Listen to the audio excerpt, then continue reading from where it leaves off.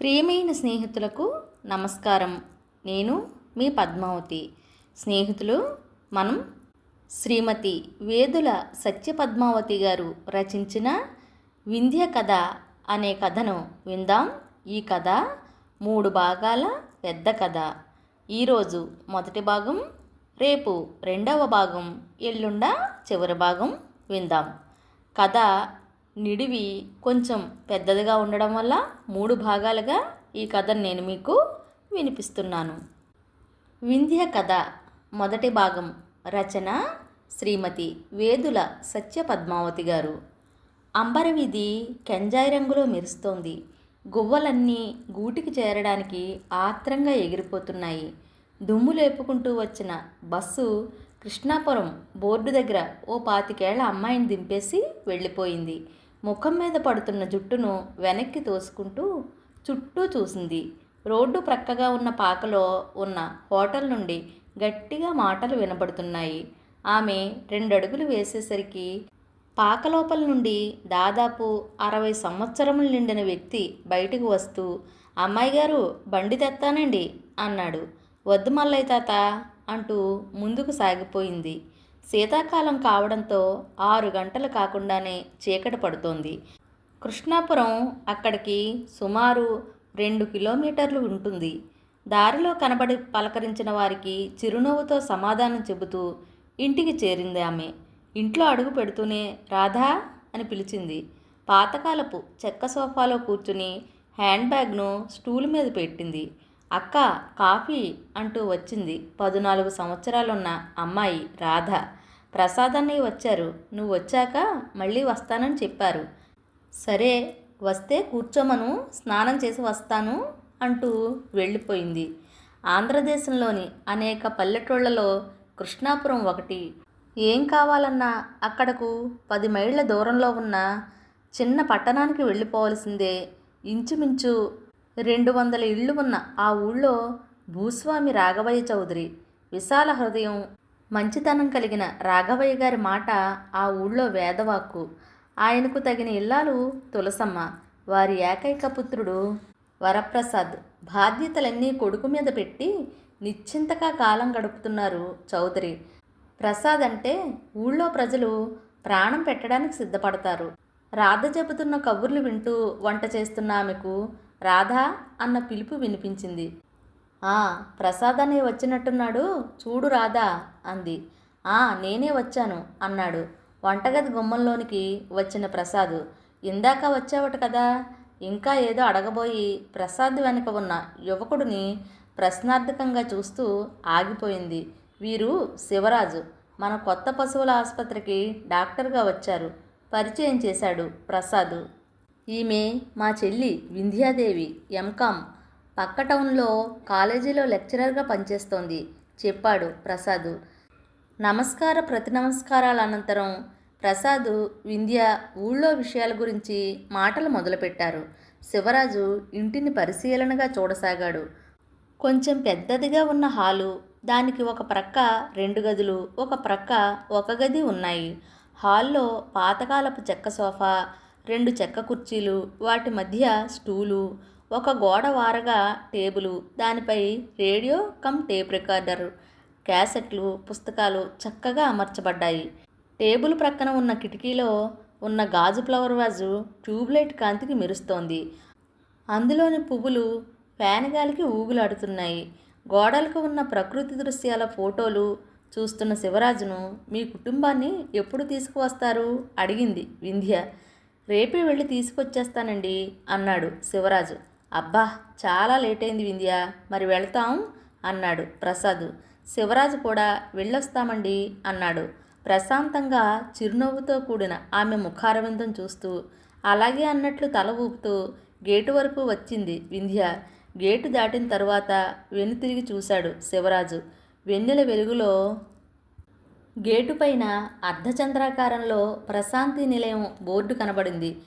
Gate దగ్గర నుంచి మెట్ల వరకు ఉన్న కొంచెం ఖాళీ ప్రదేశంలో ఉన్న మొక్కలు చిన్నగా కదులుతూ వెన్నెల్లో వెండి మలాము చేయబడినట్లున్నాయి. సరైన పేరు పెట్టుకున్నారు ఇంటికి అనుకున్నాడు శివరాజు మనసులో. అమ్మాయి గారు, కంగారుగా ఉన్న పిలుపులు వింటూ ఉలిక్కిపడి లేచింది. టైము రాత్రి 12:30 అవుతోంది. వెళ్ళి తలుపు తీసింది. 16 సంవత్సరాల అబ్బాయిని చూపిస్తూ, రేత్రి నుండి ఒకటే ఆయాసపడిపోతున్నాడండి అంది.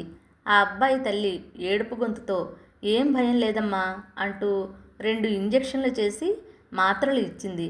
వాళ్ళు వెళ్ళేసరికి 2 గంటలు దాటిపోయింది. కౌసల్య, సుప్రజ, రామ మైకులో వినబడుతున్న సుప్రభాతానికి మెలకువ వచ్చింది వింధ్యకి. కిటికీలో నుండి దూరంగా కొండ మీద కనబడుతున్న కోవెలకు నమస్కారం చేసి హాల్లోకి వచ్చింది. అప్పటికి రాధ లేచి చదువుకుంటోంది. స్నానం వగైరాలు పూర్తి చేసి కోవెలకు బయలుదేరింది. పూలసజ్జ తీసుకుని దేవుని విగ్రహం మీద వాడిన పూలను తీస్తున్న ఆచారి గారు, ఏమ్మా వచ్చావా అంటూ పూలసజ్జను అందుకున్నారు. చిరునవ్వుతో తల వంచి వేణుగోపాలస్వామికి నమస్కారం చేసి ధ్యానంలో కూర్చుంది వింధ్య. ఆచారి గారి చేతులు అలవాటైన పనులు చేసుకుని పోతున్నాయి. కానీ ఆయన మనసు 3 సంవత్సరాలు వెనకకు వెళ్ళి జ్ఞాపకాలను తవ్వి తీస్తున్నది. 3 సంవత్సరాల క్రితం రాఘవయ్య గారింటికి వచ్చి తను పక్క ఊరి కాలేజీలో లెక్చరర్గా చేస్తున్నానని, ప్రశాంతంగా ఉండే పల్లెటూళ్ళు అంటే తనకి చాలా ఇష్టమని, అందుచేత కృష్ణాపురంలో ఇల్లు ఏదైనా ఉంటే అద్దెకు ఉంటానని అడిగిందట వింధ్య. చౌదరి గారు ఆమె గురించిన వివరాలు అడిగితే తనకు ఎవ్వరూ లేరని చెప్పిందట. ఆచార్య గారి ఇంటిలో వీధి గదిలో ఉండమని చెప్పారు. 2 నెలలు కూడా గడవకముందే వారందరితో కలిసిపోయింది. ఒకరోజు ఆచార్య గారి అబ్బాయికి జ్వరం వచ్చింది. ఆ అబ్బాయికి వైద్యం చేసిన తర్వాత వైద్య సౌకర్యం లేని ఆ ఊరిలో వింధ్య డాక్టర్ అయిపోయింది. ఎవరికి ఆరోగ్యం సరిగ్గా లేకపోయినా మందో ఇంజెక్షను ఇచ్చి నయం చేసేది. తన మంచితనం, స్నేహభావంతో ఆ ఊరిలో ప్రత్యేక స్థానాన్ని సంపాదించుకుంది. ప్రసాద్కి ఒకసారి వైద్యం చేసింది. ఆ తరువాత చౌదరి గారి ఇంటిలో చనువు పెరిగింది. ప్రసాద్ కూడా వింధ్య సంస్కారాన్ని మెచ్చి అలాంటి చెల్లెలు ఉంటే బాగుండునని భావించాడు. వింధ్యతో పరిచయం పెంచుకున్నాడు. ఇప్పుడు సొంత చెల్లిలా చూసుకుంటాడు. వింధ్య కూడా అన్నయ్య అంటూ ఆప్యాయంగా పిలుస్తుంది. వీరిద్దరి పరిచయం వలన ఊళ్ళో ఉన్న కుర్రవాళ్ళందరూ సంఘటితమై యువసేనగా రూపొందారు. ఇప్పుడు కృష్ణాపురానికి కరెంటు రావడానికి, పశువుల ఆసుపత్రి రావడానికి, శిథిలమైన కోవెల బాగుపడటానికి, త్వరలో రాబోతున్న ఆసుపత్రికి అన్నింటికీ పరోక్షంగా కారణం ఆమె. ఓట్ల కోసం తప్ప ఎప్పుడూ ఆ ఊరి ముఖం చూడని ఎమ్మెల్యే ఆ ఊరికి అన్ని సౌకర్యాలు చేయిస్తున్నాడు. ఇప్పుడు గంట మోగడంతో ఆలోచనల్లో నుండి తేరుకున్నారు ఆచారి గారు. వింధ్య లేచి నమస్కారం చేస్తోంది. ఆమెకు తీర్థం ఇచ్చి పూలసజ్జ అందించారు ఆచారి గారు. వస్తాను బాబాయ్ గారు అంటూ వెళ్ళిపోయిందామె. ఆ రోజు ఆదివారం కావడంతో తీరికగా వంట పని చేసుకుంటున్న వింధ్య శివరాజ్ మాట విని యువతలకు వచ్చింది. ఊరు వెళ్ళారు, అప్పుడే వచ్చేసారే ఇతను అనుకుంది. గుడ్ మార్నింగ్ వింధ్యాదేవి అన్నాడు శివరాజు. Very fine morning. మీ ఫ్యామిలీని తీసుకుని వచ్చేసారా అంటూనే అతను వెనక ఉన్న అమ్మాయిని చూసింది ప్రశ్నార్థకంగా. ఈమె మా పెద్ద చెల్లి గాయత్రి పరిచయం చేశాడు. లోపలికి రండమ్మా, అక్కడే ఆగిపోయారేమిటి అంటూ సాదరంగా ఆహ్వానించింది. చేతిలోని చిన్న స్టీల్ క్యారేజీని స్టూల్ మీద పెడుతూ, పాలు పొంగించాం, ప్రసాదం ఇద్దామని వచ్చామండి అంది గాయత్రి. ఆహా, గృహప్రవేశం అయిపోయిందన్నమాట అని రాధా ఇలా రామ్మా పిలిచింది వింధ్య. వస్తున్నా అంటూనే వచ్చిన రాధను మా చెల్లి రాధ అంది వింధ్య. ఏం చదువుతోంది ప్రశ్నించింది గాయత్రి. రేపు రాబోయే మార్చికి 10వ తరగతి పరీక్షలో వ్రాస్తుంది సమాధానమిచ్చింది వింధ్య. కొంచెం సేపు ఉండి మాట్లాడి వెళ్ళిపోయారు అన్నా చెల్లెళ్ళు. గాయత్రి గలగలపారే సెలయేరు లాంటిది అనుకుంది వింధ్య. ఇంచుమించు తన వయసే ఉన్న వింధ్య గురించి అన్న చెప్పిన మాటలు గుర్తుకు తెచ్చుకుని అందంగా హుందాగా సాగే నదిలా ఉంది వింధ్య అనుకుంది గాయత్రి. ప్రతి వారంలాగే ఆ వారం కూడా యువసేన మీటింగ్ జరిగింది. మీటింగ్లో 2 నెలల్లో రాబోయే ఆసుపత్రి గురించి, పేదవాళ్లకు కట్టించబోయే ఇళ్ల గురించి చర్చ జరిగింది. శివరాజు, గాయత్రి కూడా మీటింగ్లో కలిశారు. మీటింగ్ అయ్యాక తులసమ్మ గారి దగ్గరికి వెళ్ళింది వింధ్య. గాయత్రితో కలిసి. గాయత్రి చిలిపి మాటలకు తులసమ్మ గారు ఎంతో ముచ్చట పడిపోయారు. ఏమ్మా వింధ్య, ఎన్నాళ్ళు ఇలా ఒంటరిగా ఉంటావు? మాకు పప్పన్నం పెట్టవా? అడిగారు చౌదరి గారు.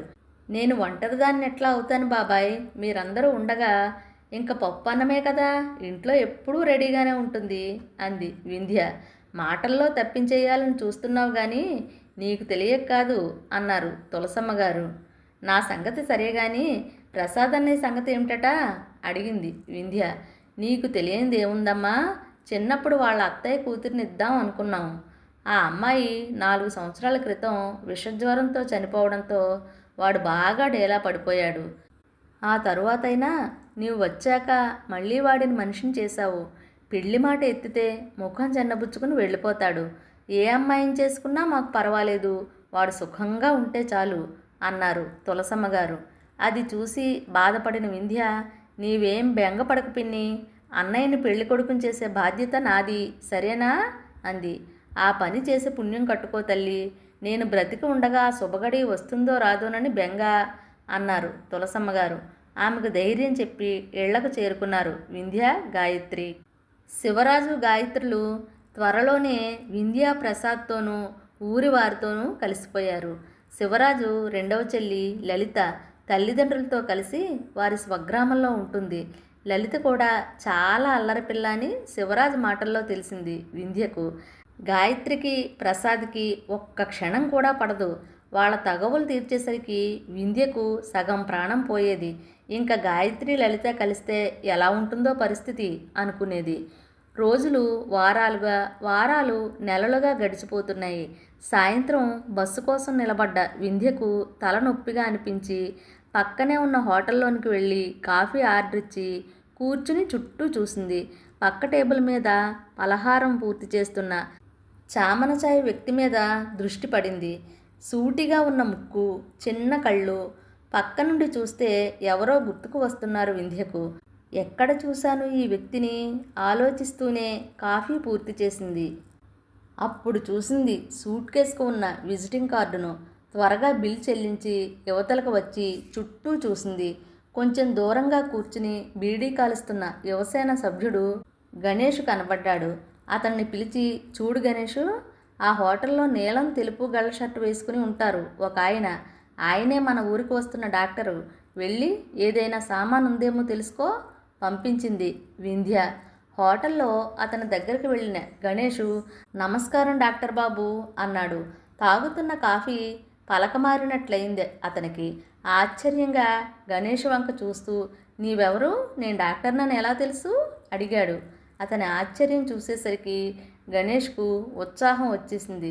ఎలాగేటండి, మా అమ్మాయి గారు ముఖం చూసి పోల్చేస్తారండి, ఎవరెలాటోళ్ళో ఏం చేస్తారో. ఈ పెట్టి మనదేనా అండి? ఇంకా ఏమన్నా సామాన్ ఉందా? బస్సు వచ్చేస్తుంది, తొందరగా లేగండి బాబు అంటూనే సూట్ కేసు భుజానికి ఎత్తుకున్నాడు గణేషు. సామాన్ ఏమీ లేదు కానీ అమ్మాయి గారు ఎవరు అడిగాడు. కాఫీ కప్పు టేబుల్ మీద పెట్టి నిలబడుతూ, ఆ ఆకాశం రంగు చీర కట్టుకున్నారు చూడండి, ఆయమ్మేనండి అన్నాడు. బయటకు వచ్చాక చుట్టూ చూశాడు అతను. బస్సు వచ్చింది. ఇంతలో ఆ అమ్మాయి వెనుదిరిగి వెళ్ళిపోతోంది. అటు ఇటు ఊగుతున్న పెద్ద జడ మాత్రమే కనిపించింది. బస్సు వచ్చేసింది, బేగా రండి అన్న గణేష్ మాటకు రాబోతున్న ఆలోచనలను పక్కకు పెట్టి గబగబా బస్సు దగ్గరకు వచ్చాడు. కొంచెం జనం ఉన్నారు. వాళ్ళందరినీ ఎక్కించిన తరువాత డాక్టర్ని చూసి కండక్టరు, ఇక్కడ మీకు సీటు ఉంచారు, రండి డాక్టర్ అన్నాడు. తన ప్రక్కన ఉన్న జేబురుమాలు తీసి సీట్లో కూర్చుని ఆమె కోసం చూశాడు. ఆడవాళ్ల సీట్ల వైపు కిటికీ దగ్గర కూర్చుంది. కండక్టర్కు డబ్బు తీసి ఇవ్వబోయాడు టిక్కెట్ కోసం. ఆ అమ్మాయి గారు తీసేశారండి చెప్పాడు కండక్టరు. ఎవరి అమ్మాయి? తెలిసిన అమ్మాయి అయితే పలకరించవచ్చుగా, ఈ పక్కకు ఎప్పుడూ తను రాలేదు. ఇప్పుడైనా ప్రసాదు మా పంచాయతీ ఆసుపత్రిలో పని చేయకూడదా అంటే తను కూడా మనశ్శాంతి కోసం వచ్చాడు. ప్రసాదు తను బీఎస్సీలో క్లాస్మేట్స్, ప్రాణ స్నేహితులు కూడా. ప్రసాదు బీఎస్సీతో మానేస్తే తను ఎంబీబీఎస్ చదివాడు. ఆలోచనల్లో ఉన్న డాక్టర్ను, దిగండి బాబు మన ఊరు వచ్చేసింది అన్న గణేష్ మాటలు ప్రస్తుతంలోనికి తెచ్చి పడేశాయి. అప్పటికే గణేషు జట్కాలో పెట్టేశాడు. డాక్టరు త్వరగా దిగి జట్కాలో కూర్చుంటూ, ఆమె కోసం చూశాడు. అప్పటికే ఆమె గణేష్తో వెళ్ళిపోతోంది. జట్కా దగ్గరకు వచ్చేసరికి దుమ్ము లేస్తుండడంతో రుమాలు ముక్కుకు అడ్డం పెట్టుకుని ముఖం పక్కకు తిప్పేసుకుంది. జట్కా నేరుగా వెళ్ళి పెద్ద డాబా ముందు ఆగింది. కుతూహలంగా చూశాడు డాక్టర్. బాబుగారు గట్టిగా పిలిచాడు మల్లయ్య. సూట్ కేసు అరుగు మీద పెట్టి లోపలికి చూస్తూ, ఎవర్రా అది అంటూనే చౌదరి గారు యువతలకు వచ్చారు. చిన్నబాబు గారు లేరా అండి? డాక్టర్ బాబు వచ్చారు చెప్పాడు మల్లయ్య. చంద్రశేఖరం బాబా, రా నాయన లోపలికి. ఒరే మల్లయ్య, చిన్నబాబు ఆసుపత్రి దగ్గర ఉన్నాడు, రమ్మని చెప్పరా అన్నారు చౌదరి గారు. ఏమేవ్, శేఖరం వచ్చాడు అంటూ లోపలికి చూస్తూ గట్టిగా పిలిచారు. ఆ దంపతుల ఆదరణలో పొంగిపోయాడు చంద్రశేఖరం. ప్రసాద్ వస్తూనే, ఒరే శేఖరం, ఎలా జరిగిందిరా ప్రయాణం అంటూ పట్టేసుకున్నాడు. అవును, వచ్చే ముందు టెలిగ్రామ్ ఇమ్మన్నాను కదా, అసలు నువ్వు ఇప్పుడు వస్తావనుకోలేదు, రేపు వస్తావని అనుకున్నాను. ఇంకా ఏదో అనబోతున్న ప్రసాద్ నోటికి చేయి అడ్డం పెట్టి, నువ్విలా గుక్క తిప్పుకోకుండా ప్రశ్నలు వేసినా నేను మాత్రం ఒక్కొక్కదానికే జవాబు ఇవ్వాలి కదా అన్నాడు శేఖరం. సరే త్వరగా చెప్పు నాయనా, బుద్ధిగా చేతులు కట్టుకుని తమాషాగా తల వంచుతూ అన్నాడు ప్రసాదు. రేపు సాయంత్రమే కదా ప్రారంభం ఆసుపత్రికి. ఈ లోపున ఒకసారి ప్రజలతో పరిచయం చేసుకుందుకు నేను మీకు చేయగలిగిన సాయం ఏదైనా ఉంటుందేమో చేయవచ్చని ఈరోజు వచ్చాను. ఇంకా టెలిగ్రామ్ ఇచ్చి రాకపోయినా బ్రహ్మాండమైన మర్యాద జరిగింది. టెలిగ్రామ్ ఇచ్చి వచ్చి ఉంటే దండలు వగైరాలతో స్వాగతం పలికి ఉండేవారు మీ ఊరి ప్రజలు. సో టెలిగ్రామ్ ఇవ్వకపోవడమే మంచిదైంది అన్నాడు శేఖరం. ఏమిట్రా నువ్వంటున్నది? మర్యాద జరగడం ఏమిటి? ఎవరో అమ్మాయి చూసి నన్ను గుర్తుపట్టింది. ఆ అమ్మాయే నేనేమీ చెప్పక్కర్లేకుండా తనే టికెట్ తీసి అన్నీ చేసింది. సరే అవన్నీ తర్వాత మాట్లాడుకుందాం, నువ్వు విశ్రాంతి తీసుకో, మళ్ళీ కలుద్దాం, మొహమాట పడకు. రేపు సాయంత్రం సాంఘిక సంక్షేమ సహాయ మంత్రి వస్తారు కదా, ఏర్పాట్లన్నీ చూసి వస్తాను అంటూ వెళ్ళిపోయాడు ప్రసాద్. పేదవాళ్లకు ఇళ్ళు ఇప్పించే స్థలం దగ్గర మీటింగుకు ఏర్పాట్లు చేశారు. ఆసుపత్రి ఊర్లోకి వచ్చే దారి అలంకరించడం, మిగిలిన ఏర్పాట్లకు తగిన విధంగా చేయడం పూర్తి అయ్యి ఎవరిళ్లకు వాళ్ళు వెళ్ళేసరికి తెల్లవారి 3 గంటలు కావస్తోంది. వింధ్య, ప్రసాదు, శివరాజు, గాయత్రి వింధ్య ఇంటిలోనే పడుకుండిపోయారు. వింధ్య ఇంటికి ఆసుపత్రి కొంచెం ఎడంగా రోడ్డుకు అవతల వైపు ఉండడంతో రాధ కూడా ఏర్పాట్లు చేస్తున్న వాళ్లకు టీలు ఇవ్వడం, మంచినీళ్ళు ఇవ్వడం వాటితో తెల్లవారుజామునే నిద్రపోయింది. పక్షుల కిలకిల రావాలతో మేల్కొన్న శేఖరం కిటికీలో నుండి పూర్తిగా విడవని చీకటి తెరలను చూస్తున్నాడు. దూరంగా సుప్రభాతం, పొలాలకు వెడుతున్న రైతులు గట్టిగా మాట్లాడుకుంటున్న మాటలు, అప్పుడప్పుడు తులసమ్మగారు పాలేర్లకు పురమాయిస్తున్న పురమాయింపులు మనోహరంగా వినబడుతున్నాయి. ప్రశాంతంగా ఉన్న ఆ వాతావరణంలో బయటకు వెళ్లాలనిపించి చెప్పులు వేసుకుని వీధి గుమ్మంలోనికి వచ్చాడు. రాఘవయ్య గారు కుర్చీలో కూర్చుని భగవద్గీత చదువుకుంటున్నారు. శేఖరాన్ని చూసి, అప్పుడే లేచేసావా బాబు, ముఖం కడుక్కున్నావా అడిగారు చౌదరి గారు. లేదండి అన్నాడు శేఖరం. ముఖం కడిగేసుకుంటే కాఫీ తాగి అలా వెళ్ళొచ్చు అన్నారు చౌదరి. కాఫీ తాగి బయటకు వెళ్ళబోతున్న శేఖరానికి పాలేరును పిలిచి, తోడు వెళ్ళరా వీరన్నా అన్నారు చౌదరి గారు. వీరన్న చెబుతున్న కబుర్లు వింటూ నడుస్తున్న అతనికి వీరన్న మాటల్లో చోటు చేసుకుంటున్న అమ్మాయి గారు ఎవరో ఈరోజైనా తెలుసుకోవాలి అనిపించింది. నిన్నటి నుండి మనసులో ఉన్న కుతూహలం బయటకు వచ్చింది. వీరన్న, అమ్మాయి గారని అంటున్నావు, ఎవరావిడ? అమ్మాయి గారు దేవతండి. మా ఊరు ఇంత అభివృద్ధి అయిందంటే ఆయమ్మే కారణం. ఆసుపత్రి రావడానికైనా మీరు రావడానికైనా ఆయమ్మ మూలం. ఈ ఊరి ఆడబడుసండి ఆయమ్మ అన్నాడు వీరన్న. అలా చెబుతున్న వీరన్న కంఠంలో గౌరవం, అభిమానం నిండుగా అగుపిస్తున్నాయి. ఒక వీధిలోకి వచ్చేసరికి స్వాగతం రాసిన బోర్డులు, జెండాలు అలంకరింపబడి ఉంది ఆ వీధంతా. ఆ వీధికి చివరన మిగిలిన ఇళ్లకు ఎడంగా ప్రశాంతి నిలయం, దానికి ఎదురువైపు కొంచెం దూరంలో ఆసుపత్రి చూపిస్తూ, వీరన్న, ఇదేమో అమ్మాయి గారి ఇల్లండి, అదే మీ ఆసుపత్రి అండి. ఆసుపత్రికి పక్కన ఉన్న ఆ ఇల్లు మీరు ఉండడానికండి అన్నాడు. చాలా బాగా డెకరేషన్ చేశారే అన్నాడు శేఖరం. అంటే అర్థం కాలేదు వీరన్నకి. డెకరేషన్ అంటే అలంకరించడం చెప్పాడు శేఖరం. రేత్రంతా అమ్మాయి గారు, చిన్నబాబు, శివరాజబాబు, ఆయన చెల్లెమ్మ, మేము అందరం కలిపి ఈ ఏర్పాట్లన్నీ చేశామండి. మేము నిద్రపోయేసరికి 3 అయిపోనాదండి చెప్పాడు వీరన్న. అయితే ప్రసాద్ అప్పుడు ఇంటికి వచ్చాడా? భోజనం కూడా చేయలేదనుకుంటాను అన్నాడు. అమ్మాయి గారి ఇంటి దగ్గరే అన్నం తినేశారండి. రేత్రి మరి ఇంటికి రాలేదండి. చాలా మంది ఆసుపత్రిలోనూ ఆ అమ్మాయి గారి ఇంటి దగ్గర పడుకుండి పోయారండి అన్నాడు వీరన్న. అప్పటికిద్దరూ కోవెల దగ్గరకు వచ్చేశారు. కొండ మీదకి వెళదామా బాబు అడిగాడు వీరన్న. ఇంకా వెలుతురు రాలేదు. మసక చీకటిలో ఆ ప్రశాంతమైన వాతావరణం శేఖరం మనస్సును ఆకట్టుకుంది. అసంకల్పితంగానే పద అన్నాడు. కోవెల మండపంలోనికి వచ్చారు ఇద్దరు. ఆచారి గారు దేవుడి విగ్రహం మీద పువ్వులు అలంకరిస్తున్నారు. గుమ్మం పక్కన ఆమె ధ్యానంలో ఉంది. తెల్లని చీర, జాకెట్టు, నల్లని పెద్ద జడ, అంతే, మరేమీ నగలు లేవు. చిరుగాలికి ఊగులాడుతున్న ముంగురులు పచ్చని ఆమెకు మరింత శోభను కలిగిస్తున్నాయి. ట్యూబ్లైట్ వెలుగులో పాలరాతి శిల్పంలా అగుపిస్తోంది. ఆమెను చూస్తూ అలా ఉండిపోయాడు శేఖరం. ఎంతసేపు గడిచిందో గంట మ్రోగేసరికి ఉలిక్కి పడ్డాడు.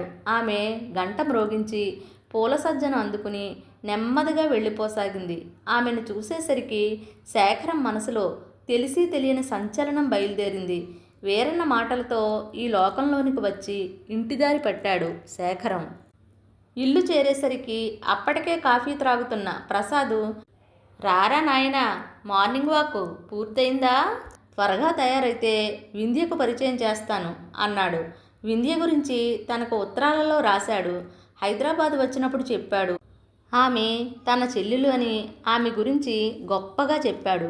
చూడాలి ఆమెను. ఆలోచనలతోనే స్నానం వగైరాలు కానిచ్చి తయారై వింధ్య ఇంటికి వచ్చాడు ప్రసాద్. వింధ్యను చూసి ఆశ్చర్యపోయాడు శేఖరం. ఆమె కదా నిన్నటి నుండి తన మనసులో మెదులుతున్న వ్యక్తి. ఇక్కడకు వస్తే కానీ ప్రసాద్ చెప్పిన మాటలు గుర్తులేవు వింధ్య గురించి. అవునమ్మా, వీడిని ఎలా గుర్తుపట్టావు అడిగాడు ప్రసాద్ పరిచయాలయ్యాక. నీ ఆల్బంలో ఫోటో చాలాసార్లు చూశాను కదా, అందుకే ఈ వ్యక్తిని ఎక్కడో చూసినట్లుంది అనుకున్నాను. సూట్ కేసుకు ఉన్న విజిటింగ్ కార్డ్ చూశాక డౌట్ క్లియర్ అయింది చెప్పింది వింధ్య. ఆ రోజు ఊరంతా పండుగ అయింది. ఈ ఆసుపత్రి వలన ఆ ఊరికి చుట్టుపక్కల 4-5 ఊళ్లకు లాభం ఉండడంతో ఆయా ఊళ్ళ ప్రజలు కూడా ఆ సంబరంలో పాలు పంచుకున్నారు. సహాయ మంత్రి గారు రావడం, ఆసుపత్రికి ప్రారంభోత్సవము, ఇల్లు లేని వారి కాలనీకి శంకుస్థాపన జరిగిపోయాయి. మీటింగ్ పూర్తయ్యేసరికి రాత్రి 8 గంటలైంది. మంత్రి గారు వెళ్ళిపోయిన తర్వాత అందరూ విశ్రాంతిగా కూర్చున్నారు. అన్నీ సవ్యంగా జరిగిపోయాయి. డాక్టర్ గారు పేషెంట్లను ఎప్పటి నుండి చూస్తారో మరి అంది వింధ్య. డాక్టర్ గారు ఫ్యామిలీని తేవాలి కదా అన్నాడు శివరాజు. శేఖరం ముఖంలో ఏదో బాధ కనిపించి మాయమైంది. తన సహజమైన చిరునవ్వుతో, నా దగ్గరకు వచ్చేవాళ్ళు ఎవరూ లేరండి, సో రేపటి నుండి వైద్యం ప్రారంభిస్తాను అన్నాడు శేఖరం. ప్రసాద్ లేచి, మీరు మాట్లాడుకుంటూ ఉండండి, శేఖరం క్వార్టర్స్లో అన్నీ అమర్నాయో లేదో చూసొస్తాను అంటూ వెళ్ళిపోయాడు. ప్రసాద్ వెళ్ళిన 2 నిమిషాలకి గాయత్రి లేచి, ఇప్పుడే వస్తాను అని ఆసుపత్రి వెనుక వైపు నుండి శేఖరం క్వార్టర్లోనికి వెళ్ళింది. వారిద్దరినీ గమనించిన వింధ్య మనసులోనే నవ్వుకుంది. శేఖరం, శివరాజులు సీరియస్గా ఏదో టాపిక్ మాట్లాడుకుంటున్నారు. గాయత్రి వెళ్ళేసరికి ప్రసాద్ మంచం మీద పడుకున్నాడు. చేతిని కళ్ళ మీద అడ్డంగా పెట్టుకుని అతన్ని అలా చూసిన గాయత్రి, ఏం ఆరోగ్యం బాగాలేదా అడిగింది. తలనొప్పిగా ఉంది చెప్పాడు ప్రసాద్. టాబ్లెట్ వేసుకోకూడదు అంది గాయత్రి. తీసుకొచ్చి ఇవ్వడమో అమృతాంజనం రాయడమో చేస్తే బాగానే ఉంటుంది చిలిపిగా అన్నాడు ప్రసాద్. తీసుకొచ్చి ఇవ్వడానికి నాకేం పట్టింది, మీ సేవకుల చేత చేయించుకోండి, వస్తా వెళ్ళబోయింది గాయత్రి. వెళ్ళడానికే వచ్చావా చిరునవ్వుతో అడిగాడు. నీ కోసమేమీ రాలేదు, మామూలుగా ఇల్లు ఎట్లా అమర్చారో చూద్దామని వచ్చాను. ఆహా అలాగా, అయితే ఇల్లంతా చూడకుండానే వెళ్ళిపోతున్నావెందుకో? ఇక్కడకు వచ్చినా మీతో తగవు తప్పదని తెలిసాక వెళ్ళిపోవడం మంచిదని అని ద్వారం వైపు నడిచింది. చటుక్కున లేచిన ప్రసాదు ఆమె చేతిని అందుకున్నాడు. గాయత్రి ఉలిక్కిపడి తేరుకుని చేతిని లాక్కుంటూ, ఇదేమిటి వ్యవహారం శృతిమించుతోంది అంది కోపం తెచ్చిపెట్టుకుంటూ. గాయత్రి మృదువుగా నెమ్మదిగా పిలిచాడు ప్రసాద్. చేయి వదలండి, ఎవరైనా చూస్తే బాగుండదు అంది గాయత్రి. ఎవరూ చూడకపోతే బాగుంటుందా? కొంటిగా అడిగాడు ప్రసాద్. సిగ్గుతో గాయత్రి బుగ్గలు ఎరుపెక్కినాయి. సిగ్గు దాచుకుంటూ, అన్నయ్యకు తెలిస్తే అమ్మో చంపేస్తాడు అంది భయంగా. చూడమ్మాయి, మీ అన్నయ్య ఒప్పుకోలేదనుకో, మన పెళ్ళికి ఏం చేస్తానో తెలుసా అన్నాడు ప్రసాద్. తెలియదు గాయత్రి అంది. శ్రీకృష్ణుడు రుక్మిణిని ఎత్తుకుపోయినట్లు ఎత్తుకుపోతాను. అంత అవసరం రాదనుకో, ఒకవేళ వస్తేనూ మా వింధ్య అమ్మా నాన్నలకు ఏమీ అభ్యంతరం ఉండదు అన్నాడు ప్రసాద్. మా అన్నయ్యకు అభ్యంతరం ఉండకపోవచ్చు, ఎందుకంటే వింధ్యని అన్నయ్య ఆరాధిస్తున్నాడు అంది గాయత్రి. నిజమా? ఆశ్చర్యపోయాడు ప్రసాద్ గాయత్రి చేయి వదిలేస్తూ. అవును, కానీ ఈ విషయం, అంటే నేను చెప్పిన విషయం అన్నకు తెలియచేయద్దు. వింధ్య అభిప్రాయం తెలుసుకోవడం మంచిది అంది గాయత్రి. ఇంతలో శేఖరం పిలుపు వినబడడంతో బయటకు వచ్చేశారు ఇద్దరు. వింధ్య ఖాళీయేనా అమ్మా నీకిప్పుడు అడిగాడు ప్రసాద్. అదేమిటన్నయ్యా అలా అడుగుతున్నావు? ఏం సంగతి? రాధలేదా అడిగాడు. లేదు, స్నేహితురాలింటికి వెళ్ళింది. నీతో ఒక విషయం మాట్లాడదామని వచ్చానమ్మా. చెప్పన్నయ్యా, ఏ విషయం గురించి? శివరాజు గురించి నీ అభిప్రాయం ఏమిటమ్మా? మంచివాడు, సంస్కారవంతుడు, సున్నిత మనస్కుడు. అవును గాని అతని విషయం గురించి నీకెందుకు అనుమానం వచ్చిందన్నయ్య అడిగింది వింధ్య. ఏం లేదు కానీ నీకు శివరాజు ఎలా అనిపిస్తాడు అడిగాడు ప్రసాద్. గాయత్రిలాగా మంచి స్నేహితుడు, నీలాంటి వాడే తను కూడా నాకు అంది. పెళ్లి మీద నీ అభిప్రాయం ఏంటమ్మా అడిగాడు అనుకున్న మాటలు పైకి రానివ్వకుండా మింగేస్తూ. ఈవేళ అభిప్రాయ సేకరణలో ఉన్నావు. ఏం కథలన్నయ్యా? గాయత్రి మీద కూడా చెప్పమంటావా? కొంటిగా చూసింది వింధ్య. ఆశ్చర్యంగా చూశాడు ప్రసాద్. వెంటనే సర్దుకుంటూ, ఆ అల్లరి పిల్ల గురించి నాకెందుకు అనేశాడు. ఆ అల్లరేగా జీవితాంతం నీకు తోడు ఉండాలని కోరుకుంటున్నావు చిరునవ్వుతో అంది వింధ్య. ముఖం ప్రక్కకు తిప్పుకుని వస్తున్న నవ్వును ఆపుకుంటూ, అంటే అంతా చెప్పేసిందన్నమాట. రాని చెబుతాను అన్నాడు. తానేమీ చెప్పలేదు. నేను అర్థం చేసుకోగలను. ఒక మనసును అర్థం చేసుకోగల శక్తి నీకు ఉందని నాకు తెలుసు అంది. సంభాషణ పక్కదారిని పడుతోందని గ్రహించిన ప్రసాద్, అది సరే కానీ నీ పెళ్ళి ఎప్పుడో చెప్పు అన్నాడు. నా పెళ్ళా? ఆశ్చర్యంగా అడిగింది. అవును, నీ పెళ్ళే. ఏమంతా ఆశ్చర్యపడుతున్నావు? పెళ్లి చేసుకోవా అడిగాడు ప్రసాద్. నా పెళ్ళి అంత సులభం కాదు కానీ ముందు పిన్నితో చెబుతానుండు. అన్నయ్య పెళ్ళి కొడుకాయనే అని అంది వింధ్య. నా పెళ్లి సంగతి కన్నా నీ పెళ్లి సంగతే ముందు అమ్మకు చెప్పాలి అన్నాడు. అన్నయ్య, నా పెళ్లి గురించి ఆలోచన మానుకుంటే మంచిది. ఎందుకంటే నేను పెళ్లి చేసేసుకున్నాననుకో, ఈ ఊరిని మిమ్మల్ని వదిలి వెళ్ళిపోవాలి కదా, అందుకని అంది మనసులో రాజుకుంటున్న అగ్నిపర్వతాన్ని నొక్కి ఉంచడానికి ప్రయత్నిస్తూ, పైకి మాత్రం చిరునవ్వుతో. ఇప్పుడు కాకపోతే ఎప్పటికైనా మీ వాళ్ళ దగ్గరికి నీవు వెళ్ళిపోవా ఏమిటి? అప్పుడేం చేస్తావు మరి అడిగాడు ప్రసాద్. అన్నయ్య, దయచేసి మరోమారు పెళ్ళి నా వాళ్ళంటూ ప్రస్తావన తీసుకురావద్దు. నాకెవ్వరూ లేరు. నాకున్న వాళ్ళంతా మీరే.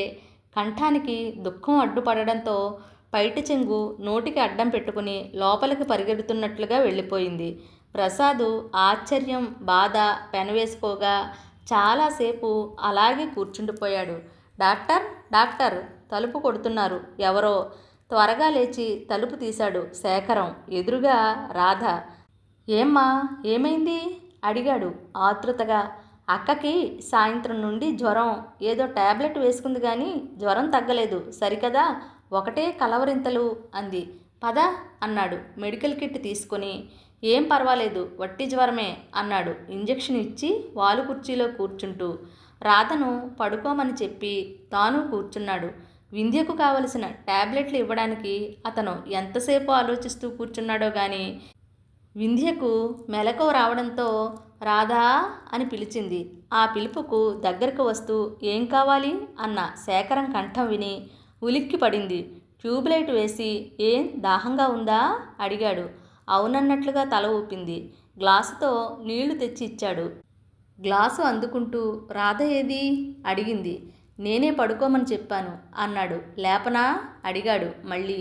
ఉహు వద్దుగాని మీకెందుకు శ్రమ, మీరు కూడా వెళ్ళి పడుకోండి అంది గ్లాసును టేబుల్ మీద పెట్టడానికి లేవబోతూ. గ్లాస్ అందుకుని విశ్రాంతి తీసుకుంటున్న దేవతకి సేవ చేయడంలో తృప్తి ఉంటుంది కానీ శ్రమ ఉండదు అన్నాడు. దేవతలు దెయ్యాల నమ్మకాలు మీకున్నాయా డాక్టర్? నీరసంగా నవ్వుతూ అడిగింది. అది రేపు తీరిగ్గా మాట్లాడుకోవచ్చును. మీరు విశ్రాంతి లేకుండా పనిచేస్తున్నారు.